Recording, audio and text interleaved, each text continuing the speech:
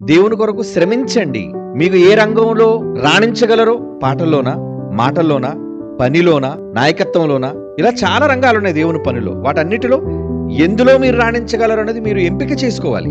ఎంపిక చేసుకుంటే వృద్ధి కలుగజేయవాడు దేవుడే అని ఒక పదం ఉంది బైబిల్లో. ఒకరు నాటినా, ఒకరు నీరు పోసినా, వృద్ధి అనేది ఉంటుంది చూస్తారు, అభివృద్ధి అది దేవుడే కలుగు చేస్తాడు. 1 కొరింథీ పత్రిక 3వ అధ్యాయం 6వ వచనం చూడండి. నేను నాటాను, అపోల్లో నీళ్లు పోసాడు, వృద్ధి కలుగజేసిన వాడు దేవుడు అంటున్నాడు. చూడండి, అంటే వృద్ధి మీలో అభివృద్ధి ఎవరు తీసుకొస్తారు? దేవుడే.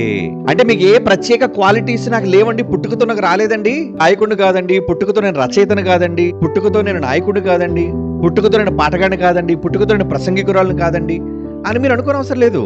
మీరు దేవుని కోసం అనే ఒక దృఢమైన సంకల్పం, దృఢ నిశ్చయం మీరు మీ మనస్సులో తీసుకోగలిగితే మీలో వృద్ధి కలుగజేస్తారట. అంటే వృద్ధి ఇప్పుడు ఎవరి చేతిలో ఉంది చెప్పండి?